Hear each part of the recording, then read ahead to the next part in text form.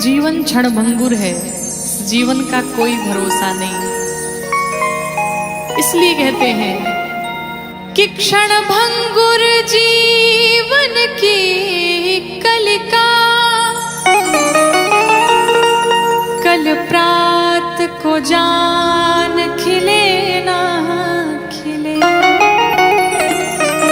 मलयाचल की सुच शीतल मंद, ये सुगंध समीर मिले ना मिले। ये कलियुग कलिकाल कुठार यानी कुल्हाड़ी लेकर के खड़ा है कि कलिकाल कुठार लिए है खड़ा। तन नम्र सी चोट झिले ना झिले। इसलिए कहते हैं कि जप ले हरि नाम हरि रसना। क्यों? क्योंकि फिर अंत समय में ये हिले ना हिले। किसी साधक ने लिखा कि काहे माया में भुलाइल बाड़ा तोता हो। अरे खोता छोड़ के जाए के पड़ी। सगरी स्वार्थ खातिर निमन बाउर होता हो। ये खोता छोड़ के जाए के पड़ी। काहे माया में भुलाइल बाड़ा तोता हो। खोता छोड़ जाए के पड़ी। सगरी स्वार्थ खातिर निमन बाउर होता हो। कि सगरी स्वार्थ खातिर निमन बाउर होता हो। खोता छोड़ के जाए के पड़ी। काहे माया में भुलाइल बाड़ा तोता हो। खोता छोड़ के जाए के पड़ी।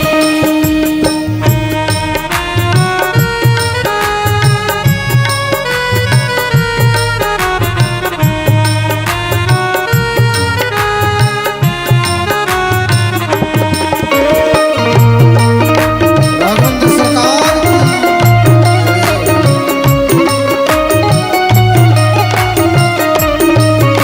की भाव से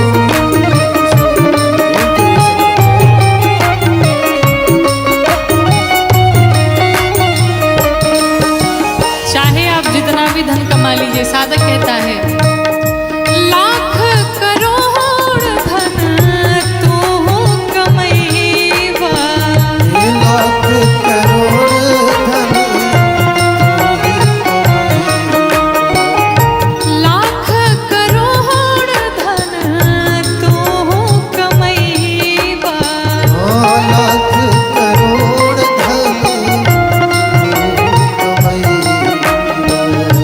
खाला खियाला ना त काले के जैबा। खाला खियाला काले की जई।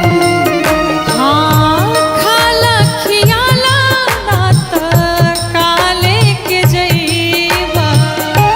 खाला खियाला काले की जई। जो कुछ भी है दान करिए, भोग करिए, अन्यथा यहाँ पर सब धरा का धरा ही रह जाएगा। और अंत समय में कितनी सुंदर बात कही साधक ने, क्या कि ताहर छीन ली है पहिरल लंगोटा हो।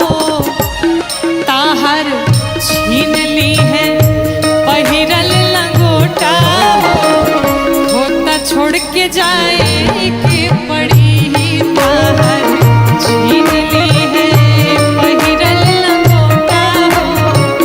खोता छोड़ के जाए के पड़ी।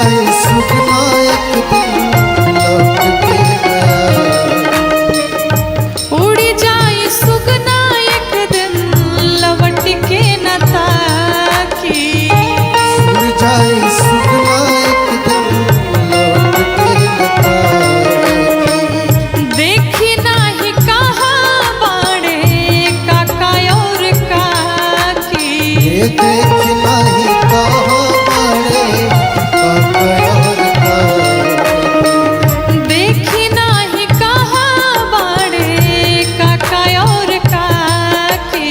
देख नहीं कहाँ बड़े कपयोर का और चाहे कोई भी हो, राजा रंग होखे चाहे हर जोता हो, कि राजा रंग होखे चाहे हर जोता हो, होता छोड़ के जाए के पड़ी। राजा रंग होखे चाहे हर जोता हो, होता छोड़ के जाए के पड़ी। काहे माया में भुलायल बड़ तोता हो, होता छोड़ के जाए के पड़ी।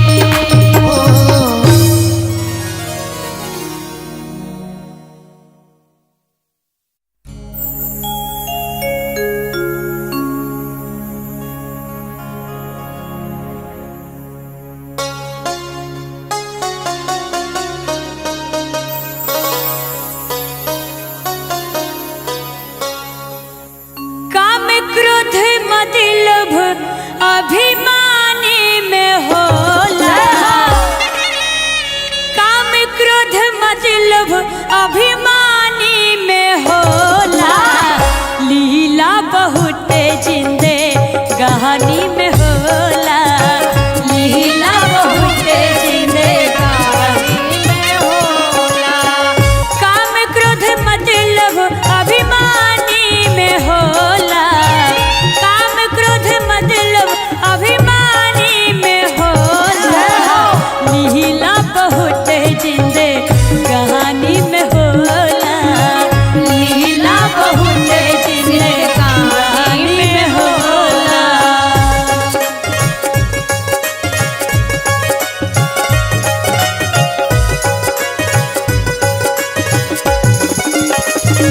जय हो।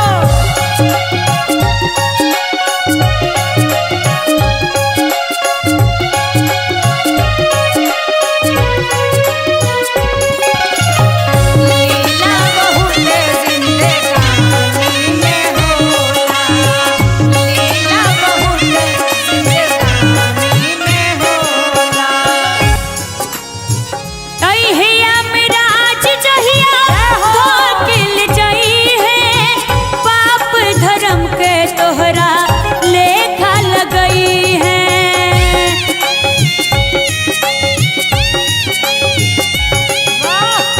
अहिया मिराज जहिया धोकिल जई है। पाप धर्म के तोहरा लेखा लगई है। सब कस गलती नादानी में होला। सब कस गलती नादानी में होला। लीला बहुत जिंदे कहानी में होला। लीला बहुत जिंदे कहानी में होला। लीला बहुत जिंदे कहानी में होला।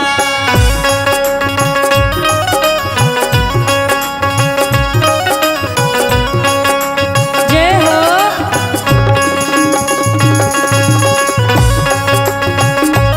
आहा, क्या बात है।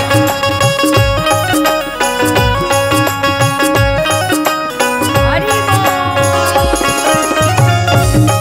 जिंदे कहानी में होला। लीला बहुत जिंदे कहानी में होला। देखी कहल बा 4 दिन के चांदनी बा फिर अंधेरी रात। ये जितना लोग हम सब ये मनुष्य तन पौले बनी जाएगी लीला मात्र के लिए आपन अपन लीला करे के बा और फिर भगवान के पास जाए के बा। ऐसे गुमान देखे कैला के कौने चीज पर। 4 दिन की चांदनी बा फिर बा अंधेरा। मिटला अंधेरा ता होला सवेरा।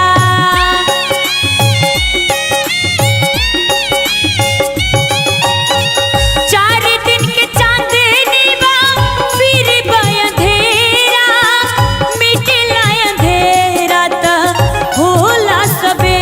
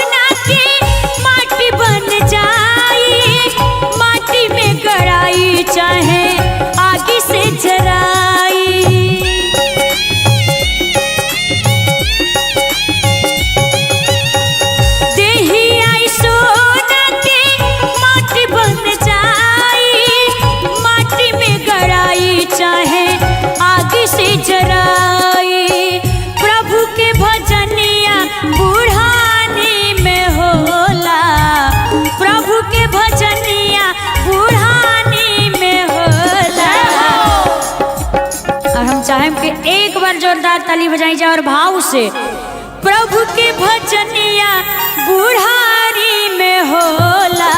भाव से लीला बहुत जिंदे कहानी में होला।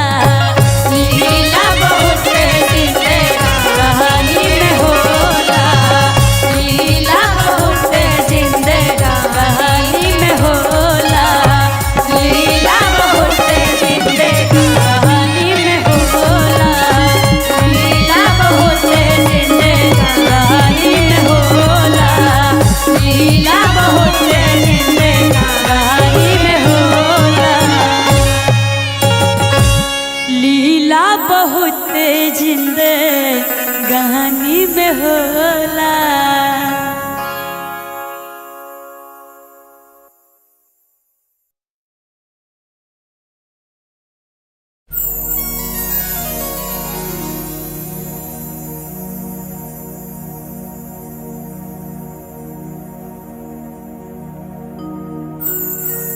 बैठल अरे रोवेली गुजरिया हो। बैठल रोवेली गुजरिया हो।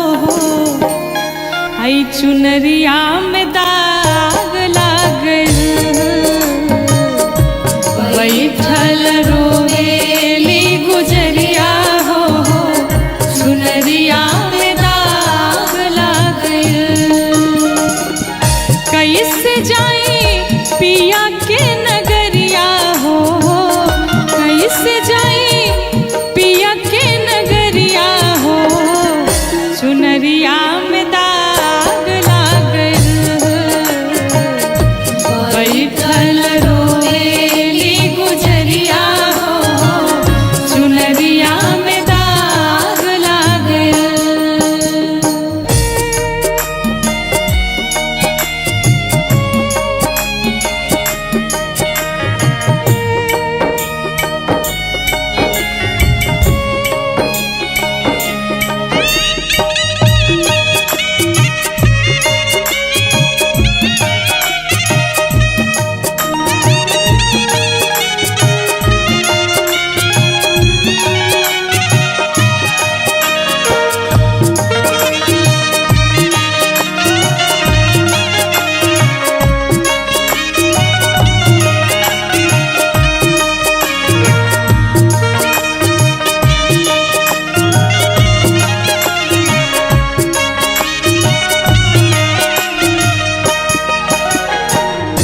जब जीव को ये भान होता है, पूरा जीवन जब बीत जाता है और जाने का जब समय आता है, तो व्यक्ति को पता चलता है हमने अपने जीवन में कुछ नहीं कमाया। लेकिन अब पछताने का फायदा क्या है? साधक कहता है, आइल भगवाना के हमरो संदेशा।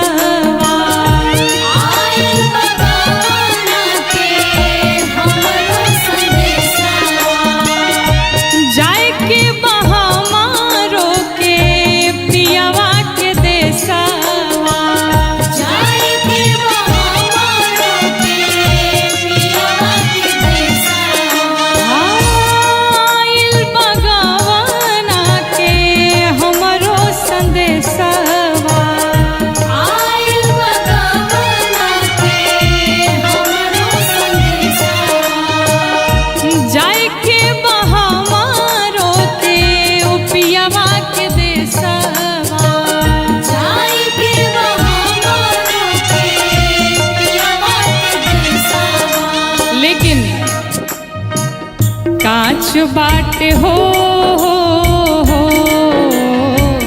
कांच बाटे हमरो मिरिया हो। चुनरिया में दाग लागल। कांच बाटे हमारो मिरिया हो। चुनरिया में दाग लागल।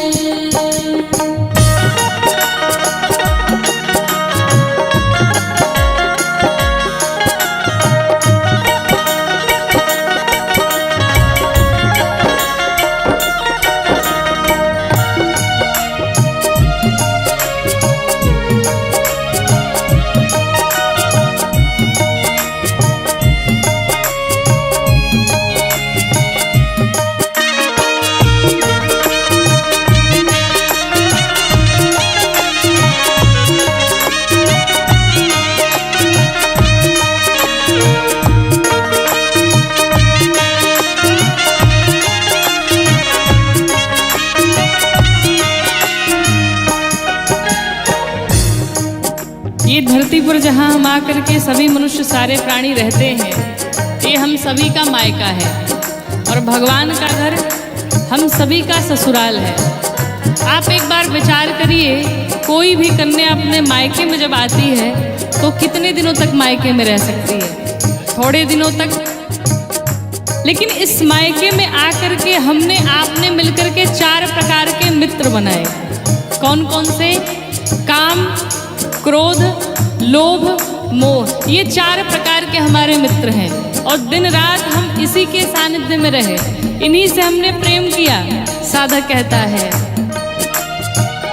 नैहर में 4 गो यार बनवाली, नैहर में 4 गो यार बनवाली, दिन रात नाही से नैना लड़वाली, दिन रात नाही से नैना लड़वाली, नैहर में 4 गो यार बनवाली, नैहर में 4 गो यार बनवाली, दिन रात नाही से नैना लड़वाली, दिन रात नाही से नैना लड़वाली, उनके सुतवली हमसे जरिया हो, उनके सुतवली हमसे जरिया हो, चुनरिया में दाग लागल, बैठल रोएली गुजरिया हो, चुनरिया में दाग लग गइल।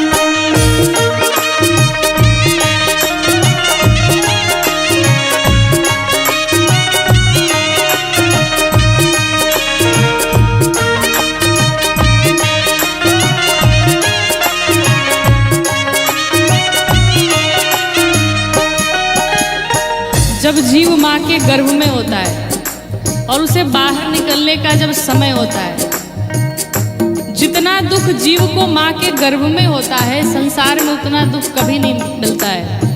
कहा गया, गर्भवासम समम दुखम न भूतो न भविष्यति, इतना कष्ट मिलता है।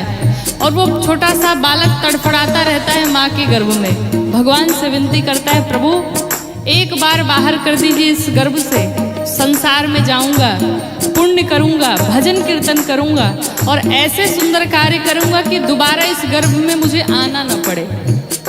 मैं वचन देता हूँ। भगवान से ये वादा करता है, लेकिन जीव जैसे ही गर्भ से बाहर आता है, भगवान की सारी बातें भूल जाता है और संसार के विषयों में लिपट जाता है।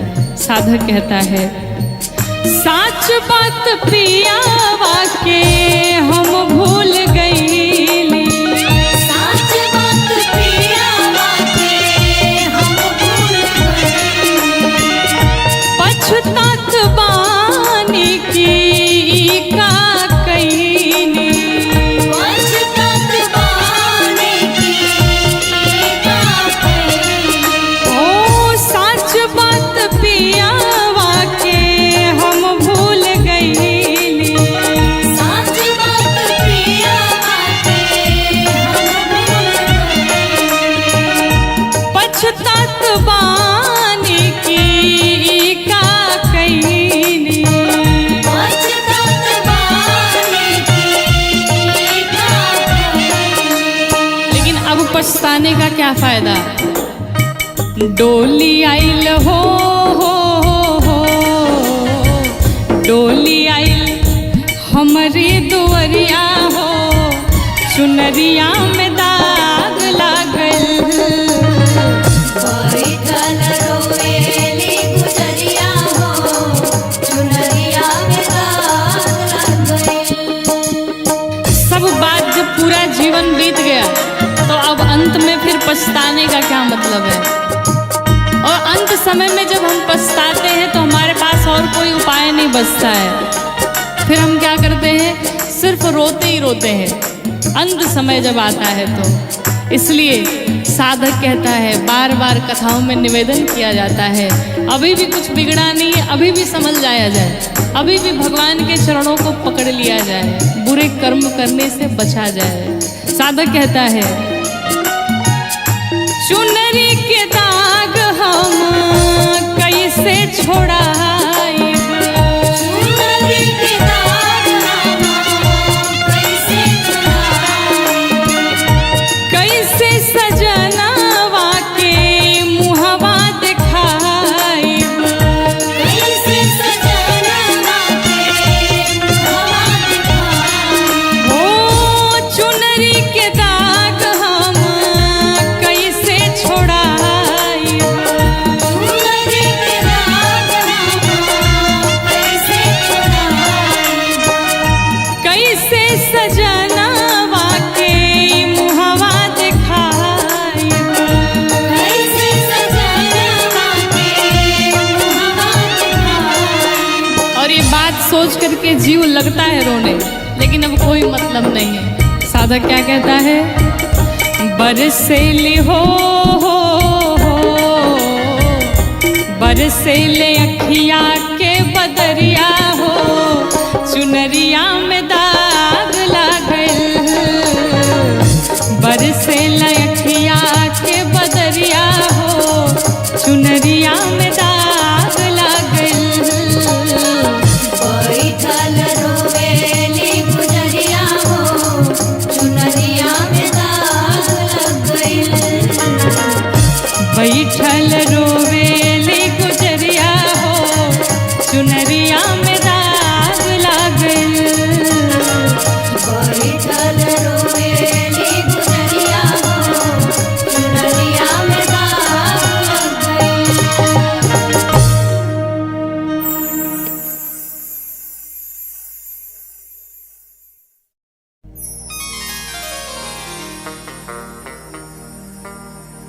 कि तोहर देहिया हो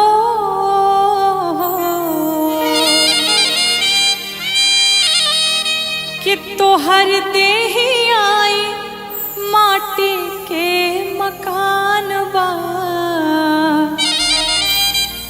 अरे काहे पर गुमान बहाना, तोहर देहिया हो तोहर देहिया माटी के मकान बा, काहे पर गुमान बाना, तोहर देहिया माटी के मकान बा, काहे पर गुमान बाना।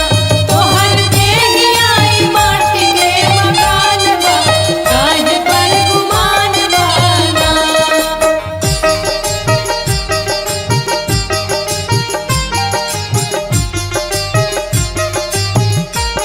तोहर देहिया माटी के मकान बा, काहे पर गुमान बाना। तोहर देहिया माटी के मकान बा, काहे पर गुमान बाना।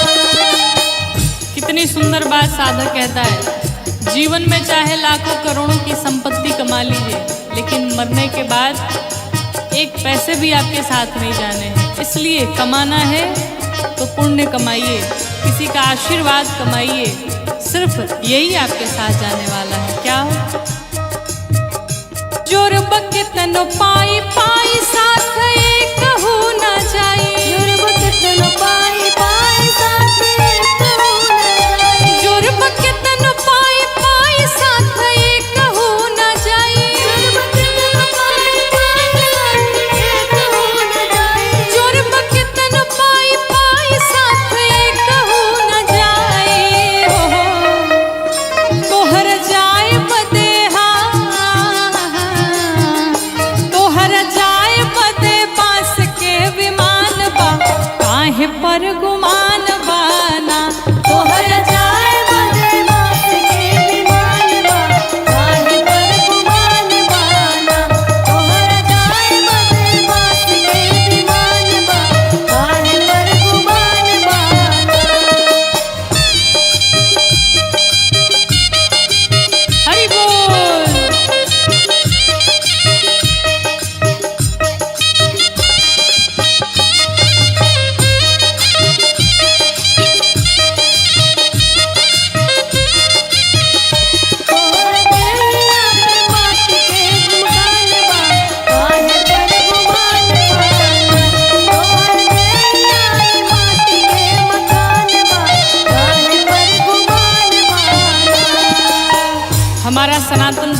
क्या सिखाता है?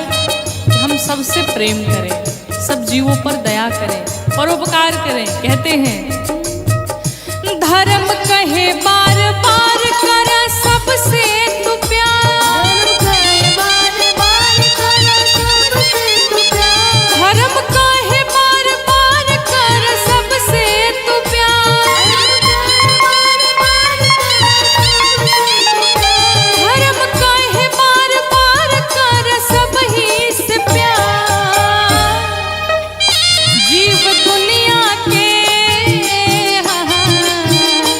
जीव दुनिया के कहीं समान बा, काहे पर गुमान बाना। जीव दुनिया के कहीं समान बा, काहे पर गुमान बाना। जीव दुनिया के कहीं समान बा, काहे पर गुमान बाना।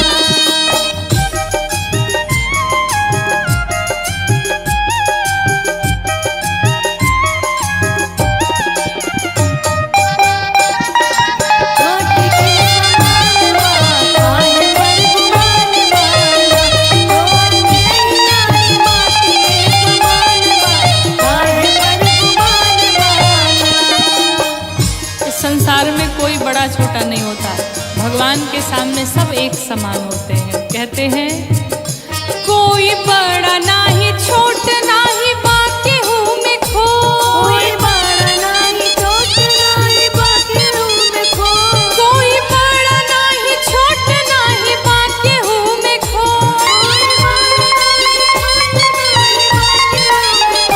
कोई बड़ा नाही छोट नाही बाकी हूँ मैं खो। लोग झूठ झूठ हिंदू मुसलमान बा, काहे पर गुमान बाना। लोग झूठ झूठ हिंदू मुसलमान बा, काहे पर गुमान बाना। कहर देही आई माटी के मकान बा, काहे पर गुमान बाना। तोहर देही आई माटी के मकान बा, काहे पर गुमान बाना। तोहर देही आई माटी के मकान बा, काहे पर गुमान बाना।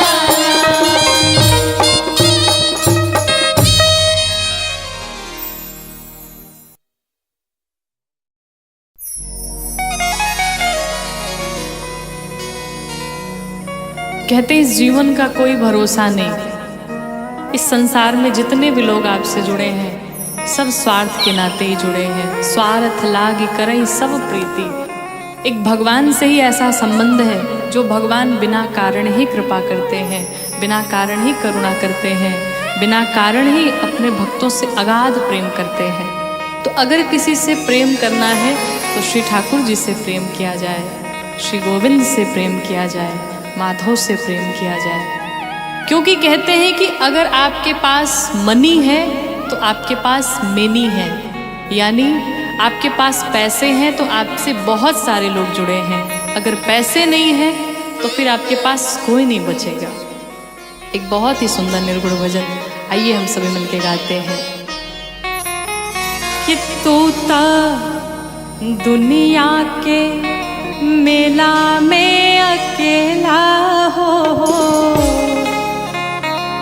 अचुके कौनो खेला हो जाई। कि तू ता दुनिया के मेला में अकेला हो, अचके कौनो खेला हो जाई। तू ता दुनिया के मेला में अकेला हो, अचके कौनो खेला हो जाई। मिली कबो ना करैली बोके केला हो, कि मिली कबो ना करैली बोके केला हो, अचके कौनो खेला हो जाई। तू ता दुनिया के मेला में अकेला हो, अचके कौनो खेला हो जाई। तू ता दुनिया के मेला में अकेला हो, अचके कौनो खेला हो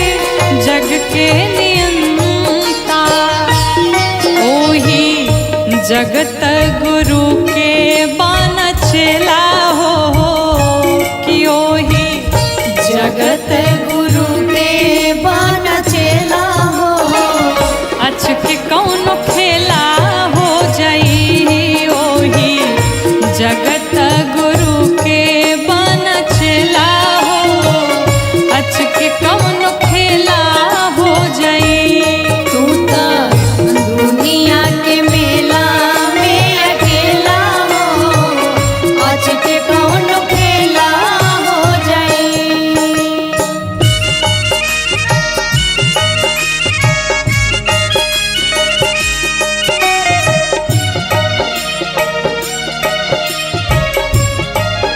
तू तो दुनिया के मेला में अकेला हो आज के कौन खेला हो जाई।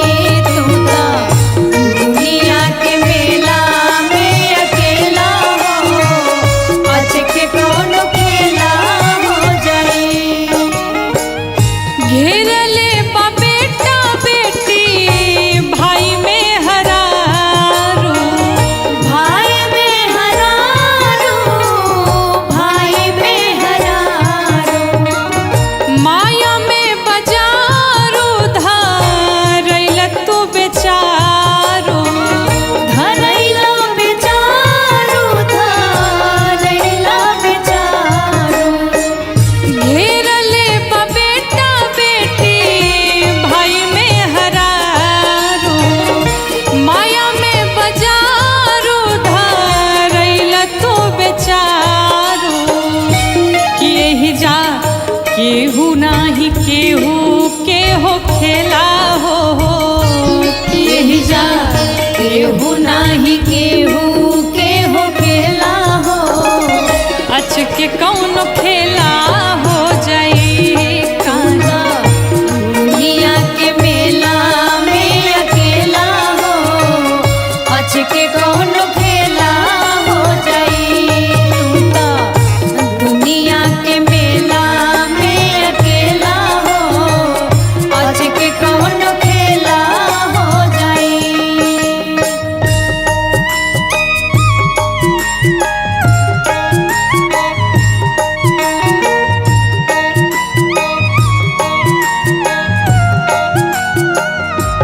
तू तो दुनिया के मेला में अकेला हो आज के कौन खेला हो जाई। तू तो दुनिया के मेला में अकेला हो आज के कौन खेला हो जाई।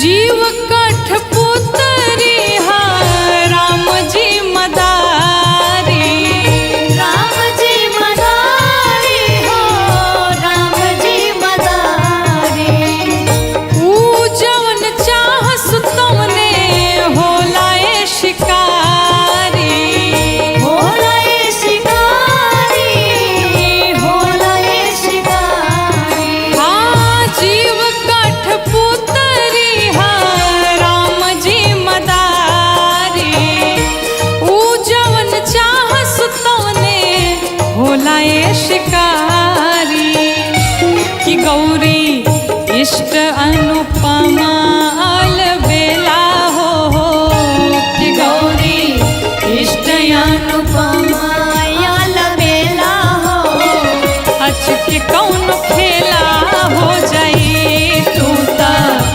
दुनिया के मेला में अकेला हो आज के कौन खेला हो जाई।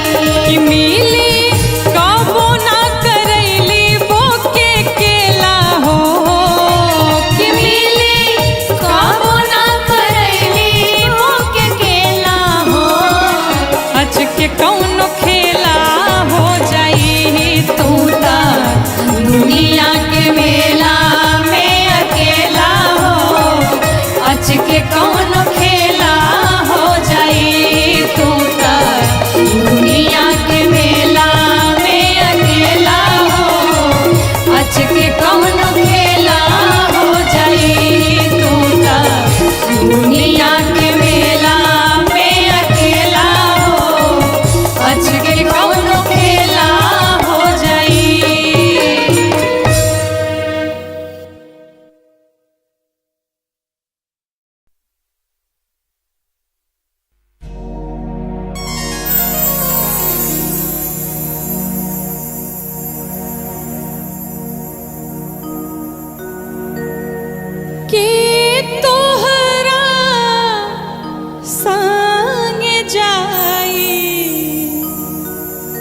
भवरवा हर के तोहरा संग जाए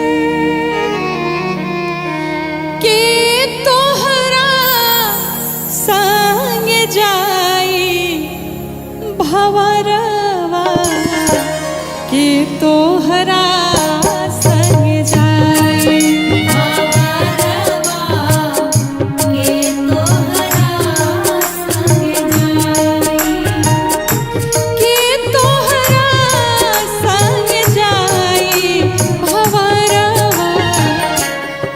तोहरा